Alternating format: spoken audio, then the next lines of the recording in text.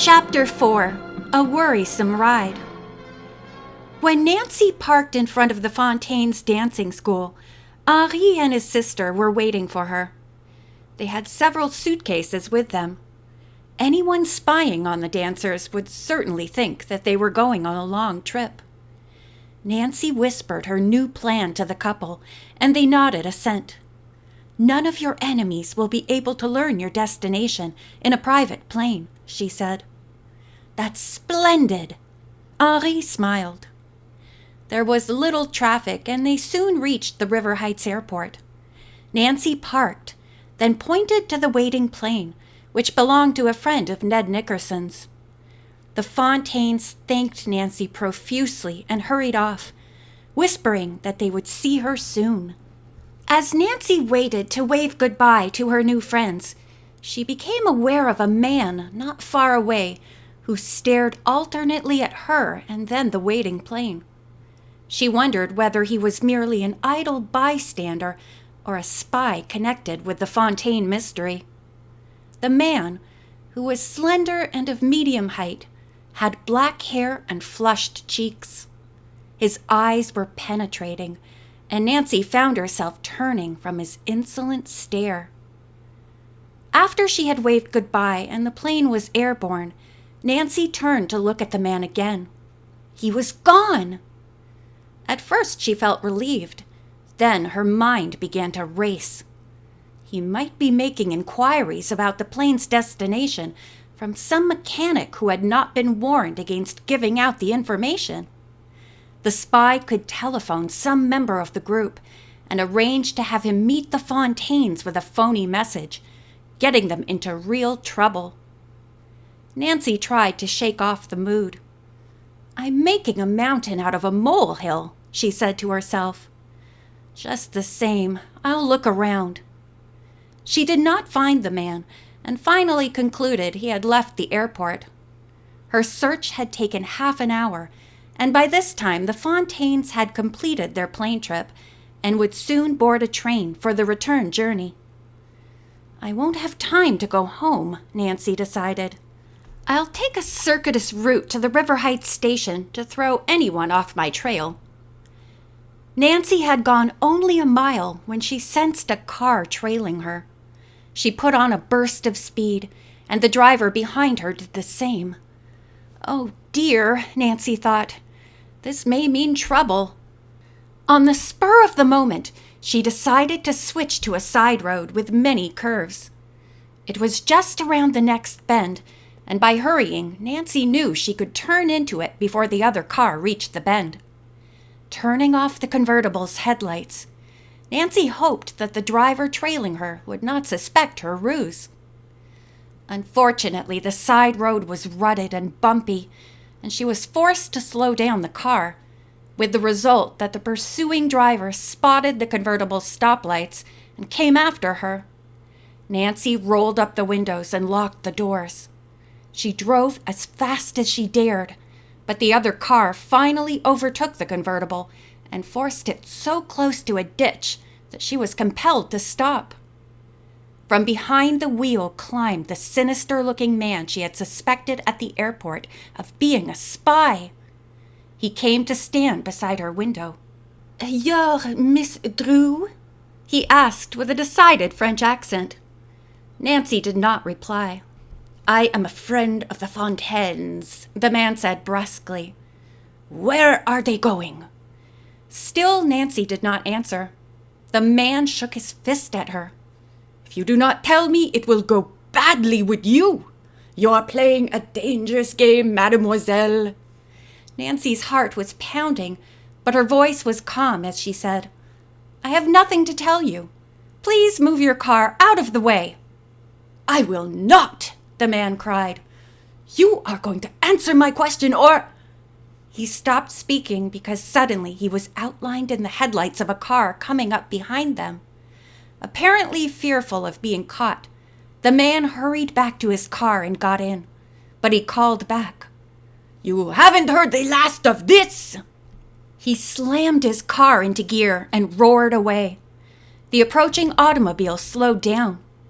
A young couple was in it, and the girl said anxiously to Nancy, "Are you all right?" "Yes," Nancy assured her, "but I'd like to follow you into River Heights, if you don't mind." "Okay." On the way, Nancy wondered if her well-laid plan might be falling through and the stranger would pick up her trail again. But no car followed. Finally, she reached the railroad station and parked in the shadows across the street, as prearranged with the Fontaines. "Hannah and the girls must be wondering where I am," Nancy thought. "I wish I dared leave the car and phone them. Here's hoping the train won't be late and delay me any longer." Presently, it loomed down the tracks. Nancy looked around for any suspicious persons who might be watching, but the station area seemed to be deserted. The engine ground to a halt and a few passengers alighted. The Fontaines climbed down from the last coach. Henri's hat was pulled low, and the veil on Hélène's toque obscured her face well. They found the car quickly, got into the front seat without saying a word, as formally agreed upon, and Nancy drove off. After they had gone 2 blocks, Henri said, "Did everything go all right with you?" Nancy did not want to frighten the couple, but she felt that they should know every detail of the case, and so she told them what had happened. Hélène gasped. "Oh, Nancy, our enemies mean to harm us, even though we tried to make them think we obeyed their command." "Perhaps not. They may only want to know where you are to be sure you're not planning to return to River Heights," Nancy said reassuringly. She gave a description of the man, but neither Henri nor Hélène could identify him as anyone they had known in France or had met in the United States. As Nancy turned into her own street, she noticed a man just barely visible in the shadows. He was strolling on the sidewalk opposite the Drew home and certainly looked suspicious. There was no sign of Bess or George. Fearful that the man might be a spy, Nancy went on and drove around the block. When she returned, the man was not in sight. Nancy sighed with relief when she spotted Bess and George standing in the driveway, motioning her to enter. Mr. Drew met the group at the garage. When Nancy mentioned her suspicion about the spy, her father said that he had been the man strolling opposite their house. He was relieving the girls for a few minutes. Along with Hannah and the girls, he had been fearful for Nancy's safety. The Fontaines were introduced and escorted into the house. There they met Hannah Gruen, who clasped Nancy in her arms in an embrace of relief. When Nancy explained the reason for her long absence, the housekeeper visibly shuddered, and Bess cried, "Oh, Nancy! I knew this would be a dangerous case."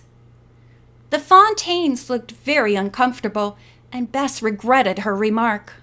She apologized, explaining she had not meant it the way it sounded. There was danger for all concerned, and she hoped the mystery would be solved soon.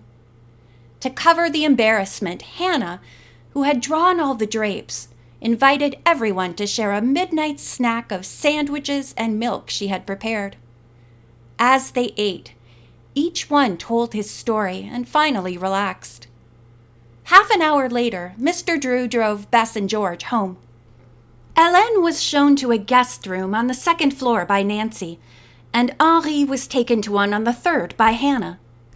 Over and over, the Fontaines expressed their great gratitude.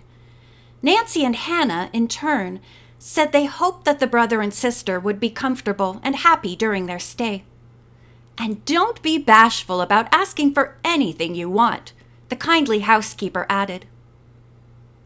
At breakfast the following day, Hélène said she had her first request. In the excitement of the sudden move, she had forgotten about a coaching job she had undertaken.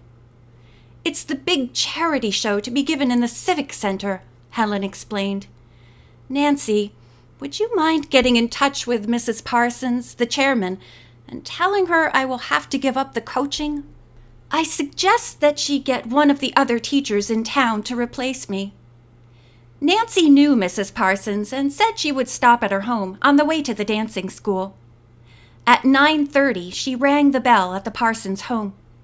"Good morning, Nancy," the woman said, and invited her caller in. After Nancy had relayed Hélène's message, Mrs. Parsons exclaimed, "Oh dear, the whole show is falling apart. First I lose my solo dancer, now my coach is resigning." "I'm sorry," said Nancy sympathetically, "but surely one of the other teachers in town can help you out." "Maybe, but you know how it is. Nobody wants to be second fiddle," Mrs. Parsons said. "But that doesn't bother me as much as losing my prize dancer. Nancy, she's marvelous." "Who is she?" Nancy asked. "Millie Koff. She and her father were staying at the Claymore Hotel. They didn't expect to leave for some time. Then late last night they checked out with no explanation." Mrs. Parsons paused a moment, then said, "Nancy, I'm going to tell you a little secret. I have an idea the Koffs may be in some kind of trouble. Millie once confided in me that she had come to this country from Centrovia and—" "Centrovia!" Nancy echoed, startled. End of chapter 4.